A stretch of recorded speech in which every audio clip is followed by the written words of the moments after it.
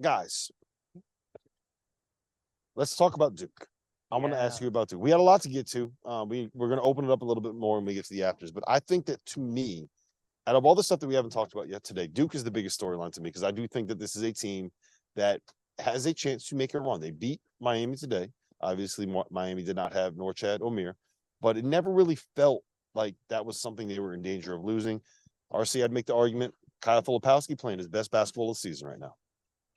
I won't argue that, but I will say the Norchad Omier injury is significantly different. I think they alluded to that because he has a presence inside, and he was the guy that kind of Duke focused on him, and then they didn't have to worry about him anymore. Everything else at that point was perimeter oriented. They just switched, used their length. So I think let's hope he's all right for the NCAA tournament. Yeah, but this is a scary team because I think their interior defense is as good as any in the country. I think Proctor's doing a really good job on the defensive end, even as a wing. Balanced scoring. Everybody's chipping in. They're healthy. They're figuring this out, man. It's scary. I don't know what their ceiling is. What's really interesting to me is the dichotomy is if you look at what Duke's doing, they figured it out. They put it all together, first-year head coach. And compared to what Kentucky's doing, similar level of talent, veteran coach, Hall of Famer, right? Cal's in the Hall of Fame? Hall of Famer. Right? Yeah, Hall of Fame coach. Duke has more talent. And they haven't figured it out. Duke has more talent. Duke has more talent. Duke has more talent. Duke has a higher ceiling. Yes. Because that talent hasn't fully carved itself out. And that's why we don't know what the ceiling is. But what we do know is that when they get perimeter shooting, they're good enough to make it to Houston. They're that good. And they shot 8 for 16 from downtown against Miami. And what I look at with Duke is this, Dariq Whitehead, to come off the bench and score 16 points for his team in 19 minutes. That changes the entire complexion of the team. And you combine that with what Tyrese Proctor's giving them. I think Tyrese Proctor's in-season evolution might be the most important thing about this team because, as you have brought up on our pod, that has alleviated the pressure off of, oh my goodness, if Jeremy Roach has a bit of an off game, Duke will lose.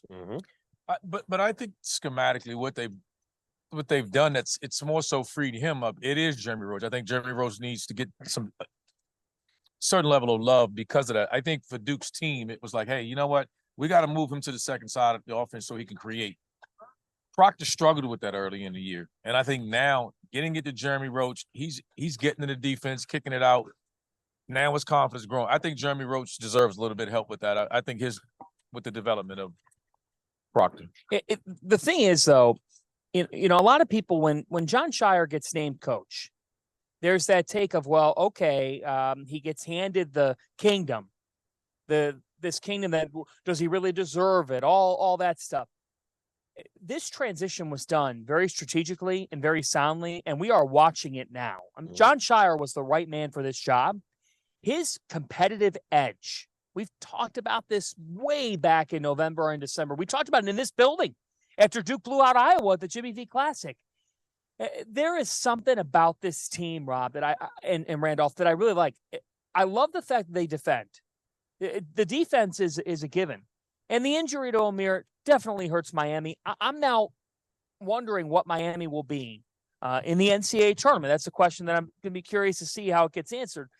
But it's concerning, man. It's concerning. He did not look good. That's Omier not did good. not look good. That's a He big didn't story. walk on it at all. No pressure on it at all. But I think, in this world where the ACC has gotten criticized quite a bit, this is a league that could very well have 2 of the Elite 8. Hey guys, just a reminder, our sponsor for today's episode is Run Your Pool. They are hosting the Field of 68 Bracket Challenge. This year, they are giving away $1,500 in free prizes. It's all an incentive for you to get on there and find out just how good their platform is. I've been using them for my bracket pools for years. I've used them for Super Bowl squares. I use them for everything that I need to use them for. The biggest survivor pool that I'm in for both NFL and NCAA tournament is by Run Your Pool. So go check them out. The link's below. Tap in. They could. As it Duke and who? Miami, a healthy Miami. Or Virginia. I'm out on Virginia. I think a healthy Miami can go a long way. Could go a long way. I think Duke and Miami are 2 teams that can beat anybody in the country without any given day. It all depends on the status of Norchad.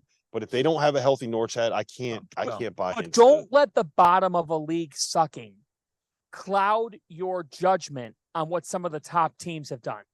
And I know this is going to come off because I'm an ACC guy, and that's what everybody's going to say. But I don't think the bottom of the league is as bad as everybody else. Like I take a Wake Forest, for example. And again, I'll use Wake as an example. That's not a team that you want to play because They're not the bottom of the league. Oh, You know who's nice. the the bottom of the league? Louisville. Well, you can Defend, make here. you All right, can pick every we're team. going But not every ISO. We're going ISO. We're going. We had T.O. go ISO last night. RC's going ISO right now. Let's go defend Louisville. Yeah, that's what I thought. All right, next one. Next up. Notre Dame.